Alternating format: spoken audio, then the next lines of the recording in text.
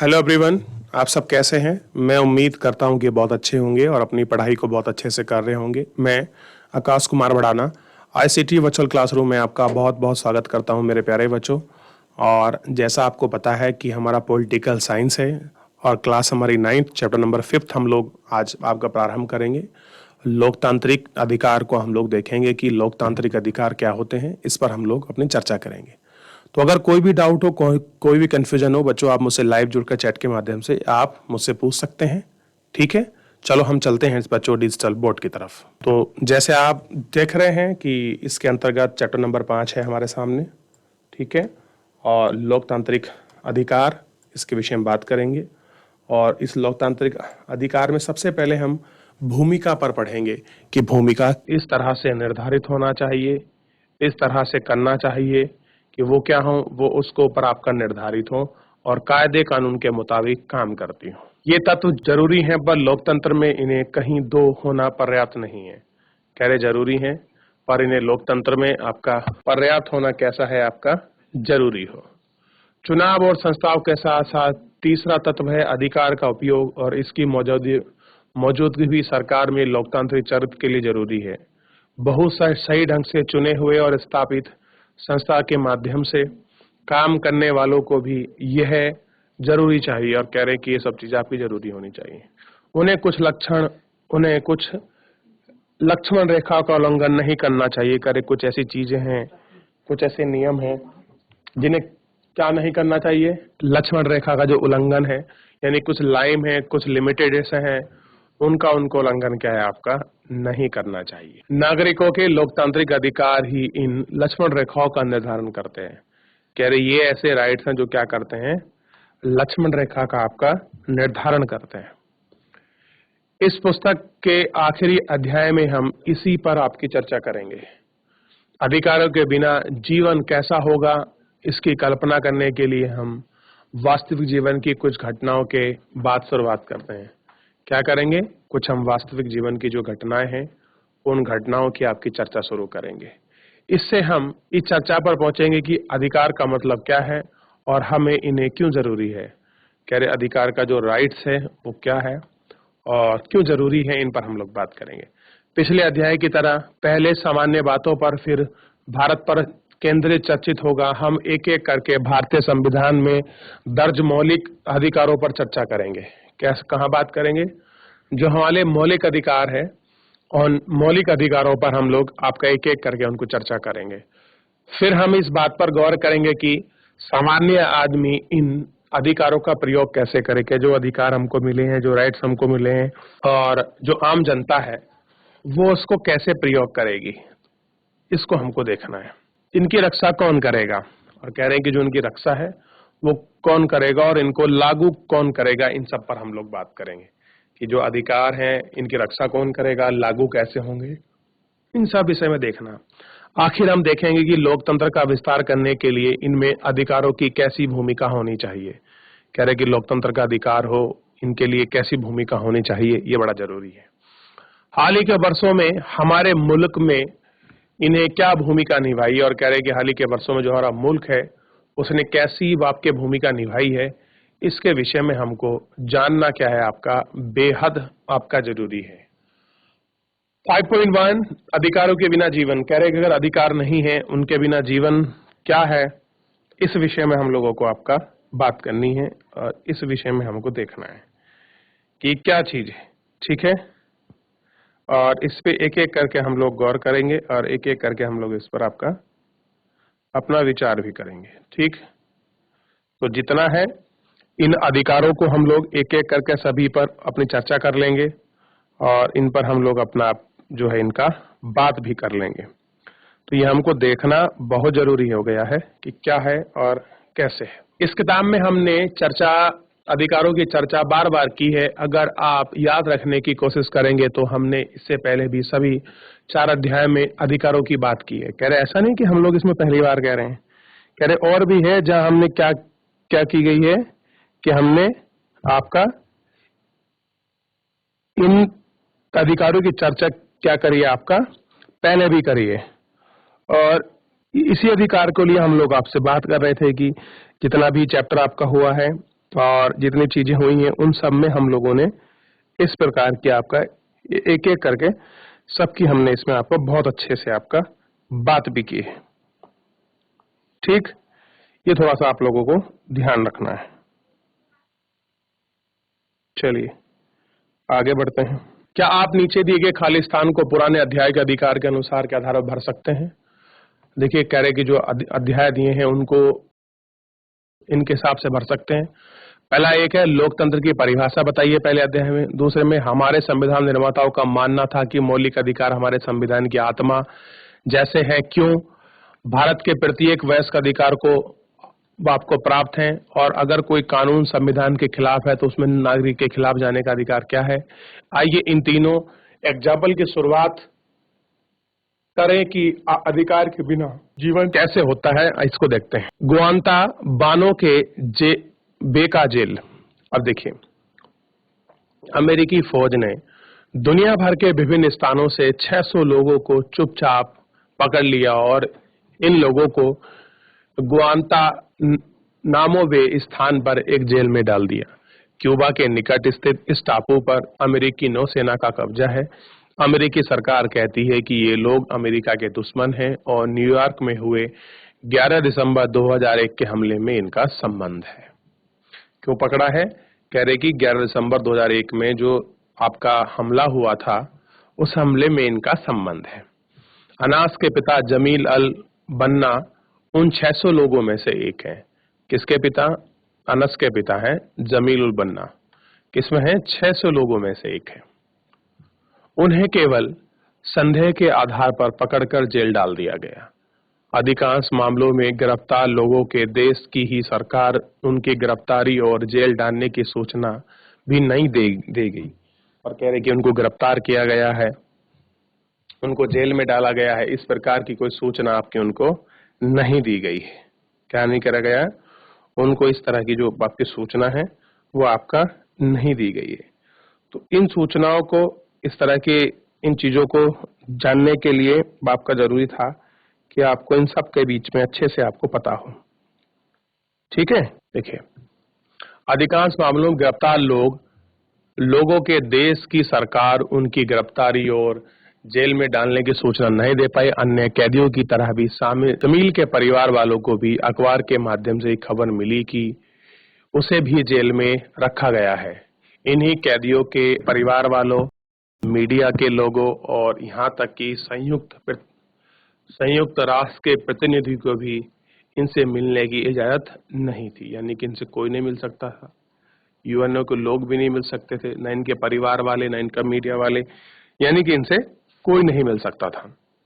अमेरिकी सेना उन्हें गिरफ्तार कर लिया और उनसे पूछा कि उसी की फैसले किया कि जेल में डाला, और क्या कर दिया? उनके फैसले लिए और उनको इनको जेल में डाल दिया। ठीक है, सामने मुकदमा चला और ना ही ये कैदी अपने देश की अदालतों का दरवाजा खटखटाते हैं, और ना इनको जेल में डालते हैं, ना सरकारी जो सी चीजें इनको अदालत में होता है। ठीक, एक अंतर्राष्ट्रीय मानवाधिकार संगठन एमिनेंस इंटरनेशनल ने गुआंतानामो कैदियों की स्थिति के बारे में सूचना इकट्ठी की और बताया कि उनके साथ ज्यादती की जा रही है, उनके साथ अमेरिकी कानून के अनुसार व्यवहार नहीं किया जा रहा है। क्या बताया? कि जो अमेरिकी कानून है उनके साथ जो आपका व्यवहार होना चाहिए वो नहीं किया जा रहा है।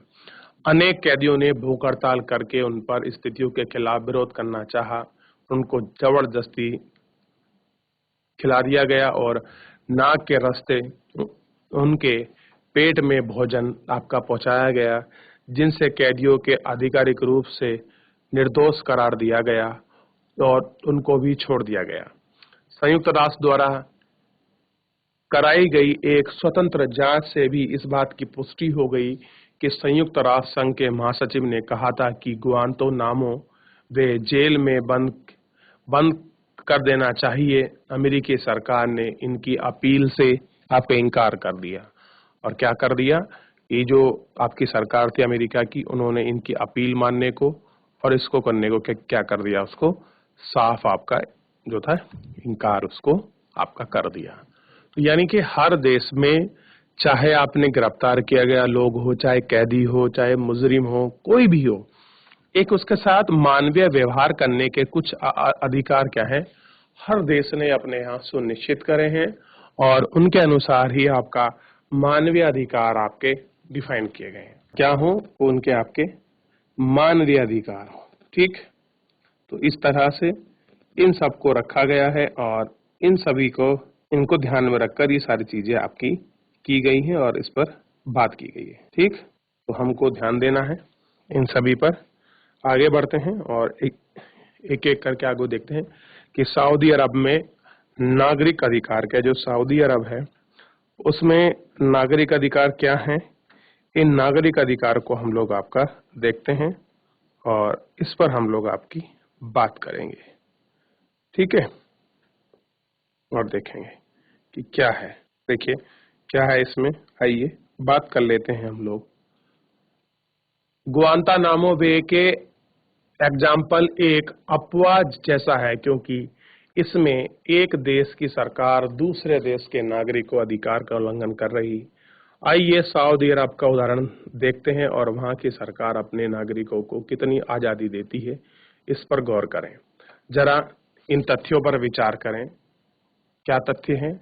देश में एक ही वंश का शासन चलता है और राजा या शाह को चुनने के बदलने में लोगों की आपका भूमिका नहीं है, और कह रहे कि उनमें लोगों की बदलने की या कुछ भी करने की जो आपकी भूमिका है वो आपका नहीं है। शाही विधायिका और कार्यपालिका लोगों का चुनाव करते हैं, और कह रहे यही वो लोग हैं जो आपका कार्यपालिका और इन सब का चुनाव करते हैं। जजों की नियुक्ति भी शाह करते हैं और वे उनके फैसलों को पलट सकते हैं। क्या कर सकते हैं? जो उनके फैसले हैं उनको पलट सकते हैं। लोगों को राजनीतिक दल या संगठन नहीं बना सकते। मीडिया शाह की मर्जी के खिलाफ कोई भी बड़ी खबर नहीं दे सकती, यानी कि कोई भी बड़ी खबर देनी है तो बिना शाह की मर्जी के नहीं दे सकती, यानी कि सऊदी अरब के जो वहाँ के राजा है समझिए। ठीक है, कोई धार्मिक आजादी नहीं है, सिर्फ मुसलमान ही वहाँ के नागरिक हो सकते हैं। यहाँ तक कि रहने वाले दूसरे धर्मों के लोग घर के अंदर अपने धर्म की पूजा पाठ कर सकते हैं। उनके सार्वजनिक और धार्मिक अनुष्ठान पर रोक है, यानी कि जो पूजा पाठ करनी अपने घर में करिए, आप घर के बाहर नहीं कर सकते। ठीक, औरतों को संवैधानिक रूप से मर्दों से कमतर का दर्जा मिला हुआ है, यानी कि जितना राइट्स मिलना चाहिए था औरतों को उतना नहीं मिला हुआ है। ठीक, उन पर तरह तरह की पाबंदी लगाई गई हैं। मर्दों को जल्द ही स्थानीय निकायों के चुनाव के लिए मताधिकार मिलने वाला है, जबकि औरतों को यह नहीं मिला है। अब देखिए सऊदी अरब में महिलाओं को आपका देखेंगे वोट गिनने का अधिकार नहीं है। क्या नहीं है? वोट गिनने का अधिकार नहीं है, जबकि वहां किसको है? केवल जो पुरुष हैं उनको है। यह बातें सिर्फ सऊदी अरब पर ही लागू नहीं होती, दुनिया के अनेक देश है जहां स्थिति ये मौजूद है। और कह रहे हैं ऐसे बहुत सारी जगह हैं जहां पर ये चीजें आपकी लागू हैं कि जो आपकी महिलाएं हैं वो आपका वोट नहीं गिर सकती और खाली पुरुष गिर सकते हैं। तो ऐसे बहुत सारे एग्जाम्पल हमारे दुनिया में वो आपका भरे हुए हैं, तो हमको उनको देखना चाहिए और उन पर नजर रखनी चाहिए कि ऐसी स्थिति कहाँ कहाँ आपकी बनी हुई है। तो थोड़ा सा अगर आप लोग इनको ध्यान रखेंगे तो सारी चीजें आपको बहुत अच्छे से याद रहेंगी और आपको पता भी चलता रहेगा कि किस तरह से क्या चीजें। ठीक है, चलिए तो इतना आप लोगों ने पढ़ा है तो इतना ध्यान रखिएगा। कोई भी अगर डाउट है किसी भी प्रकार का और या फिर कोई भी एजुकेशन है, कोई भी आपको कंफ्यूजन है तो आप मुझसे पूछ सकते हैं, और कोई भी आपका डाउट है कमेंट हो तो आप मुझसे इसमें पूछिएगा बच्चों। ठीक है, चलिए। कोसेवो में जनजातीय नरसंहार। आप यह सोचते हैं कि ये चीजें सिर्फ राजशाही में ही चल सकती हैं और चुनी हुई सरकार वाली शासन व्यवस्था में ऐसा नहीं होगा। कह रहे कि जहां पर तानाशाही है, राजशाही है, उसी जगह पर सारी ऐसी चीजें हो सकती हैं, बाकी और कहीं क्या है ऐसा जो है आपका नहीं हो सकता है। आप ऐसा इसलिए सोच रहे होंगे कि शायद और जगह ये ना हो। ठीक है, तो इन पर थोड़ा सा हम लोगों को ध्यान भी रखना होता है ताकि किस तरह से हम लोग इनको देख पाए। ठीक है, चलिए आगे बढ़ते हैं। और एक एक करके हम लोग इनको देखते हैं। अब देखिए, पर कोसोवो की इस कथा पर गौर कीजिए। कोसोवो पुराने यूगोस्लाविया का एक प्रांत है जो अब टूटकर अलग हो गया है। इस प्रांत में अल्बानियाई लोगों की संख्या बहुत ज्यादा थी और पर पूरे देश के लिहाज से सर्व लोग बहुसंख्यक थे। उग्र सर्व राष्ट्र के भक्त मिलोसेक्यो ने चुनाव में जीत हासिल कर ली। और क्या करा इन्होंने, आपके जो चुनाव हुआ था उसमें अपनी जीत को हासिल कर लिया। ये आपको ध्यान रखना चाहिए, जो जीत हुई थी उसमें इनको हासिल कर लिया। कोसोवो ने अल्बानिया के लोगों के प्रति बहुत ही कठोरता का व्यवहार किया। उनकी इच्छा की देश पर सब लोगों का पूर्ण आपका पूरा क्या हो, आपका नियंत्रण हो। अनेक सब नेताओं का मानना है कि अहिल्याबाई लोग जैसे अल्पसंख्यकों को तो छोड़कर चले जाओ और यहाँ सर्व की जो सर्वभूता है, सर्वभूता उसको क्या कर लिया जाए, आपका स्वीकार कर लिया जाए। कोसोवो के एक शहर में अप्रैल 1999 में एक अल्बानिया परिवार के साथ कुछ ऐसी घटना हुई। 74 वर्षीय बतीशा होसाका अपनी रसोई में अपनी 77 वर्षीय पति इतेज के साथ बैठी आग ताप सेक रही थी, मतलब आग सेक रही थी, उसको तप रही थी। उन्होंने विस्फोट की आवाज सुनी पर उनको ऐसा महसूस नहीं हुआ कि सर्बिया की फौज शहर में घुस आई है। तब उनका दरवाजा खोलकर 5-6 सैनिक दनदनाते अंदर आए और पूछे कि बच्चे कहाँ हैं। बतीशा याद करती है कि उन्हें इजे की छाती में 3 गोली दाग दी। उनके सामने ही उनके पति की मौत हो गई और सैनिकों ने उसी उंगली से शादी की अंगूठी उतार ली और उसे भाग जाने को कहा। अब मैं अभी दरवाजे के बाहर भी नहीं निकली थी कि उन्हें घर में आग लगा दी। वह बरसात में बेघर होकर सड़क पर खड़ी थी। उसके पास ना मकान था, ना पति और ना शरीर पे पहनने के कपड़े के अलावा कोई और चीज थी। समाचार में आई यह कथा उन हजारों अल्बानिया लोगों के साथ हुए बर्ताव में एक सच्चाई बताई और याद रखा कि नरसंहार उस देश की अपनी ही एक सेना है। एक ऐसा देश निर्देश करती है जो लोकतांत्रिक चुनाव में जीतकर सत्ता में आया था। जनजातीय पूर्वाग्रह के चलते हाल ही के वर्षों में सबसे बड़े नरसंहार हुए हैं। उनमें संभवतः यह भयंकर था कि आखिरकार कई और देशों ने जब दाखिल दिया तब जाकर वहां क्रम थामा, मिलोसेविक की सत्ता आई और बाद में ही अंतर्राष्ट्रीय न्यायालय पर उनका मानवता के खिलाफ मुकदमा आपका चलाया गया। और देखिए, जब उनको पता लगा कि अंतर्राष्ट्रीय न्यायालय को जब ये सूचना प्राप्त हुई तो उस सूचना के तहत क्या हुआ कि जो आपको उनको मुकदमा चलाना था वो मुकदमा उन्होंने वहां चलाया और लोगों को सब चीजें क्या हुई इसमें इस तरह से आपका प्राप्त हुई। तो ये भी आपको पता होना चाहिए कि जो आपका मानवीय व्यवहार हुआ है उस मानवीय व्यवहार की क्या स्थिति है, क्या क्या चीजें हुई हैं, ये थोड़ा सा आप लोगों को ध्यान रखना चाहिए और इसको देखना चाहिए कि क्या चीजें हैं और वो आपकी किस तरह की। ठीक है, चलिए आगे देखते हैं। अधिकार विहीन के जीवन में के इन तीनों मामलों से मिलते जुलते उदाहरण भारत में भी देंगे। अब कह रहे कुछ ऐसे एग्जाम्पल होंगे जो मिलते जुलते हैं, भारत में देख लेते हैं। ये उदाहरण निम्नलिखित हो सकते हैं। पुलिस हिरासत में हिंसा की अखबारी खबरें, कह रहे जो पुलिस के बीच हिंसा होती है आप उनको उन खबरों को अखबारों में देख सकते हो, न्यूज़पेपर में देख सकते हो। भूख हड़ताल पर जाने वाले कैदियों को जबरदस्ती खाना खिलाने की अखबार की रपट। हमारे देश के वहाँ किसी भी हिस्से में जनजातीय हिंसा हो सकती है, जातीय हिंसा। कह रहे कहीं आपका समुदाय को लेकर जातीय हिंसा का जो आपका ग्रुप बन जाता है वो आपका देखने के लिए मिल सकती है। महिला के साथ गैर बराबरी वाले व्यवहार की खबरें जो हैं वो आप देख सकते हैं। फिर इन मामलों में भारतीय मामलों के बीच समानता और अंतरों की एक सूची बनाइए। यह जरूरी नहीं कि प्रत्येक मामले में आप उस ठीक तरह से भारत के एग्जाम्पल को लें और उस तरह की सारे जो एग्जाम्पल हैं आप उनको लें और उनको देख सकते हैं कि क्या है। और किस तरह से है। हमने पहले जिन उदाहरणों का जिक्र किया है उन सब पर विचार कीजिए। हर एक उदाहरण में जिसे कष्ट हुआ है उसके बारे में सोचिए। गुआंतानामो वे कैदी हैं जो सऊदी अरब की औरतें और कोसावो की अल्बानिया लोगों और भारत में 1984 और 2000 के दंगों का शिकार हुए हैं और लोग उनके बारे में सोचने लगे हैं। अगर आप इन जगह होते तो आपके मन में क्या विचार आता है? अगर आपके हाथ में महत्वपूर्ण फैसलों का अधिकार हो तो आप उस घटना को कैसे देखते हैं और क्या चीज कहेंगे? कि थोड़ा सा ध्यान रखना है, ठीक है। शायद आप एक ऐसी व्यवस्था बनाना चाहेंगे जिसमें लोगों की सुरक्षा, उनके सम्मान का ख्याल और समान अवसर जरूरी हो।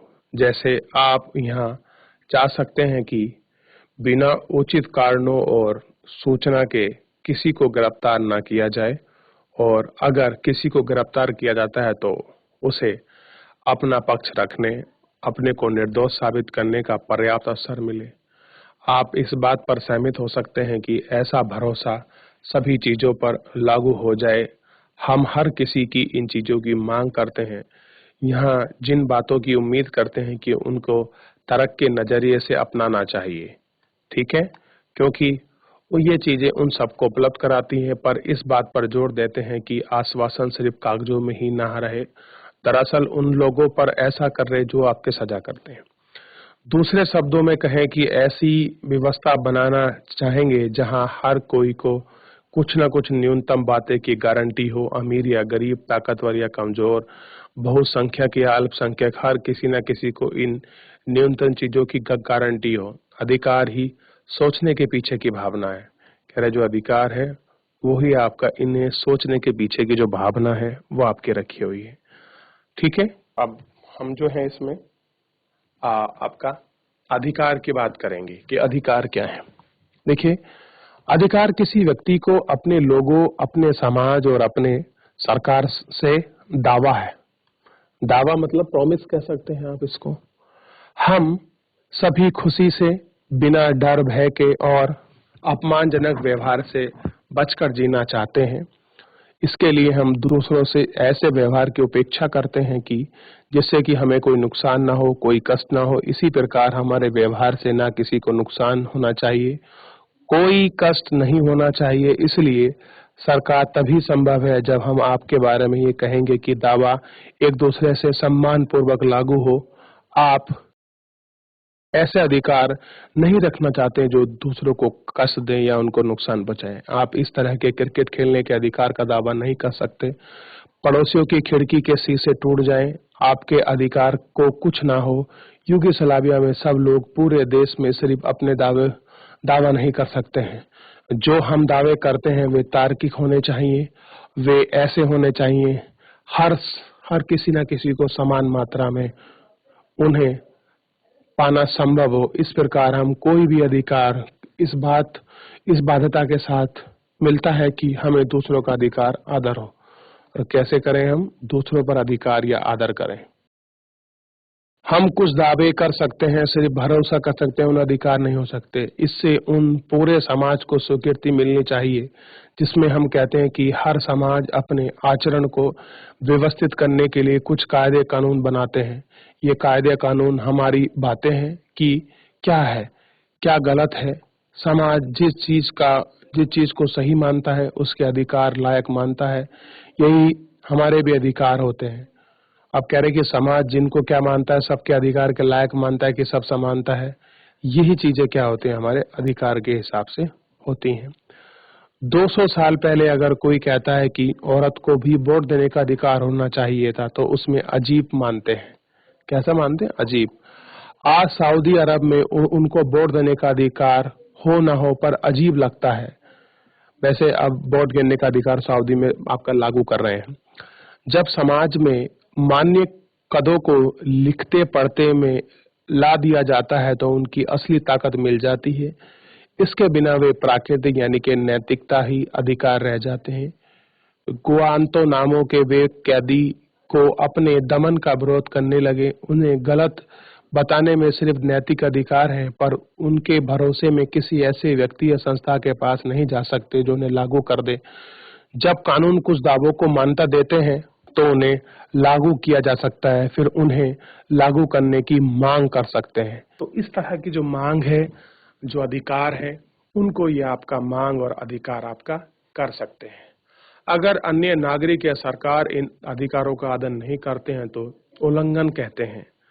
तो हम इन अधिकारों का हनन कहते हैं। ऐसी स्थिति में कोई भी नागरिक अदालतों का दरवाजा खटखटा सकता है, अपने अधिकारों की रक्षा की मांग कर सकता है। इसी में हम अगर दावे का अधिकार कहते हैं तो उसमें 3 बुनियादी चीजें होती हैं। अधिकार लोगों के तार्किक दावे हैं, उन्हें समाज से स्वीकृति और अदालतों द्वारा मान्यता प्राप्त मिलती है। क्या मिलती है? स्वीकृति मिलती है। और सरकार की क्या मान्यता है, ये आपकी मान्यता प्राप्त जो चीजें हैं, ये सब चीजें इसमें से आपका उनको मिल जाती है। तो हमको इन सभी चीजों पर आपका एक एक करके बहुत अच्छे से आपका ध्यान देना चाहिए। ये हमें आपका देखने की क्या है, बहुत जरूरत है, ताकि हम लोग इस पर आपका गौर कर सकें कि ये चीजें क्यों हैं और किस प्रकार हैं। ठीक है, ताकि हम लोग अगर इन पर गौर भी करते हैं तो हमें सारी चीजें साफ हो जाती हैं और हमें पता चल जाता है कि राइट्स क्या हैं, हमारे राइट्स क्या हैं और कैसे उनको इम्प्लीमेंट किया जाए। तो बच्चों, इन अधिकारों के विषय में कि क्या हमारे लोकतांत्रिक अधिकार हैं, हमने यूएस के एग्जाम्पल में जो कैदियों को गिरफ्तार किया गया था उनको समझा। सऊदी अरब में किस प्रकार आपका लोकतांत्रिक शासन नहीं है, लेकिन वहाँ जो राजा है, जो शाह है, वो हर फैसले से ऊपर है, कैसे अधिकार हैं और भारत में किन अधिकारों की बात की गई है, आप इसके विषय में इस चैप्टर के माध्यम से समझ सकते हैं कि अधिकार कैसे लागू होते हैं, कौन कौन सा अधिकार की रूपता है और कैसे दुनिया में आज भी कौन से राइट्स हैं जो और देशों में नहीं है। इस सब विषयों की हम लोगों ने इस लेक्चर के अंदर चर्चा की। बाकी बच्चों, अगर कोई डाउट है, कोई आपका कंफ्यूजन है, तो आप लोग लाइव जुड़कर चैट के माध्यम से आप अपनी क्वेरी को, आप अपने प्रश्न को मुझसे पूछ सकते हैं, कोई भी स्कूल का कोई भी बच्चा। तो बच्चों, आज के लिए इतना ही, मिलते हैं नेक्स्ट लेक्चर में। तब तक के लिए अपना ध्यान रखिए, स्वस्थ रहिए, अपनी पढ़ाई को बहुत अच्छे से करते रहिए। मुझसे जुड़ने के लिए आपका बहुत बहुत धन्यवाद मेरे प्यारे बच्चों।